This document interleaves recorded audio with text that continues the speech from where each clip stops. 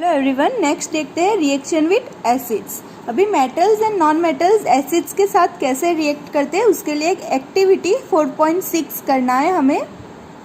हमें क्या करना है, 6 टेस्ट ट्यूब ले लेना है और उस पर लेबल लगा देना है ABCDEF, इस तरह से लेबल लगा देना है। फिर उसके अंदर अलग अलग मेटल्स एंड नॉन मेटल्स लेने हैं, जैसे कि मैग्नीशियम, एल्यूमिनियम, आयरन, कॉपर का आप वायर भी ले सकते हो फ्लेक्सिबल, एंड चारकोल वो पाउडरी फॉर्म में होता है, एंड सल्फर। ये जो है वो हमें मेटल्स एंड नॉन मेटल्स के जो सैंपल्स हैं वो कलेक्ट कर देने हैं। एंड देन हमें ये जो मेटल हमने टेस्ट ट्यूब में ऐड कर दिया है उसके अंदर हाइड्रोक्लोरिक एसिड्स ऐड करना है, डाइल्यूट हाइड्रोक्लोरिक एसिड HCl। जब हम ऐड करते हैं तब ये रिएक्शन को केयरफुली ऑब्जर्व करना है। देखो, जो हर एक टेस्ट ट्यूब है इसमें हमने अलग अलग सैंपल्स लिए हैं, उसके अंदर हाइड्रोक्लोरिक एसिड ऐड कर देना है अबाउट 5 ml जितना, वो भी ड्रॉपर की हेल्प से।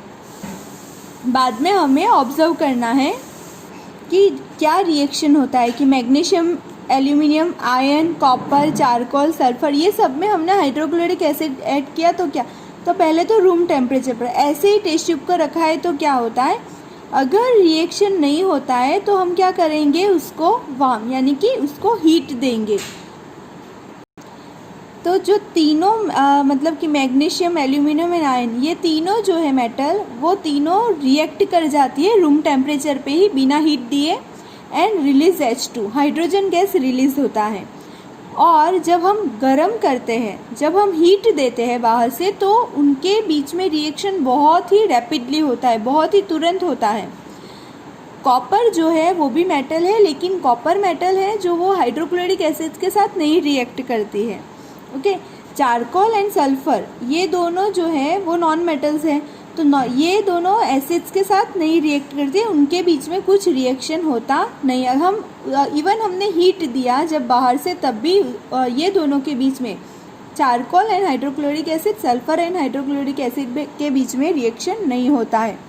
तो ये तो था हाइड्रोक्लोरिक एसिड्स के साथ रिएक्शन। अभी हम देखते हैं जो हमने हाइड्रोक्लोरिक एसिड ऐड करके किया वही रिएक्शन हमें अभी सल्फ्यूरिक एसिड ऐड करके करना है। देखो, हाइड्रोक्लोरिक एसिड ऐड किया ना, मतलब कि टेस्ट ट्यूब में लेकर, अभी हमें सल्फ्यूरिक एसिड ऐड करना है।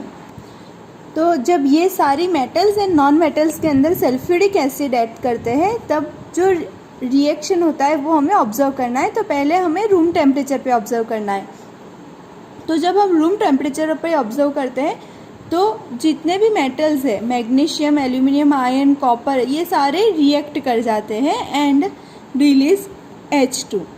एंड जब हम गर्म करते हैं, उसको हीट देते हैं, तब भी रिएक्ट्स रैपिडली। वो तब क्या होता है, रिएक्शन और जल्दी तेज़ी से स्टार्ट होता है एंड रिएक्शन हो जाता है, तो रिएक्ट्स रैपिडली। लेकिन ये जो चारकोल एंड सल्फर है, ये जो उसमें सल्फ्यूरिक एसिड ऐड करने से रिएक्शन नहीं होता है, एंड जब हम हीट देते हैं तब भी रिएक्शन नहीं होता है। तो हमें ये H2 रिलीज होता है, वो कैसे पता चलेगा, तो जब हम वार्म कर रहे हैं, उसको गर्म कर रहे हैं, तो फिर उसके बाद जब हम बर्निंग मैस्टिक को उसके टेस्ट ट्यूब के माउथ के नज़दीक ले जाते हैं तो वो पॉप साउंड करता है। जैसे मतलब कि हम जैसे ही ये टेस्ट ट्यूब का माउथ ये बर्निंग मैस्टिक के नज़दीक ले जाएंगे तो जो मैस्टिक है वो और ज़्यादा आवाज़ से मतलब कि बर्न होना स्टार्ट करती है, पॉप साउंड करती है। तो इससे ये पता चलता है कि हाँ, हाइड्रोजन गैस रिलीज होता है। तो नॉन मेटल्स जो है वो एसिड्स के साथ रिएक्ट नहीं करते हैं, जबकि मेटल्स जो है उसमें सारी मेटल्स रिएक्ट करती है। कॉपर जो है वो हाइड्रोक्लोरिक एसिड्स के साथ नहीं रिएक्ट करती है, लेकिन हाँ, सल्फ्यूरिक एसिड में जब ऐड किया तो वो रिएक्ट करती है, क्योंकि जो सल्फ्यूरिक एसिड्स है वो स्ट्रॉन्ग एसिड है कंपेयर टू हाइड्रोक्लोरिक एसिड।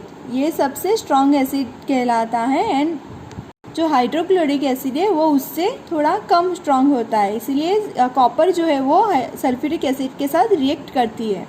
तो मेटल्स एंड नॉन मेटल्स का जो एसिड्स के साथ रिएक्शन है उसका एक्सपेरिमेंट आपको नोट करना है, जिसमें प्रोसेस आपका आएगा, यहाँ से यहाँ तक प्रोसेस आएगा, एंड ऑब्जर्वेशन टेबल आपको ये लिखना है, ऑब्जर्वेशन टेबल में ये, तो जो एम एंड जो बाकी रहता है वो मैं आप लोग को सेंड कर दूंगी, लेकिन प्रोसेस एंड ये ऑब्जर्वेशन टेबल आपका इसमें ही टेक्स्ट बुक में से ही आ गया। Okay friends, thank you.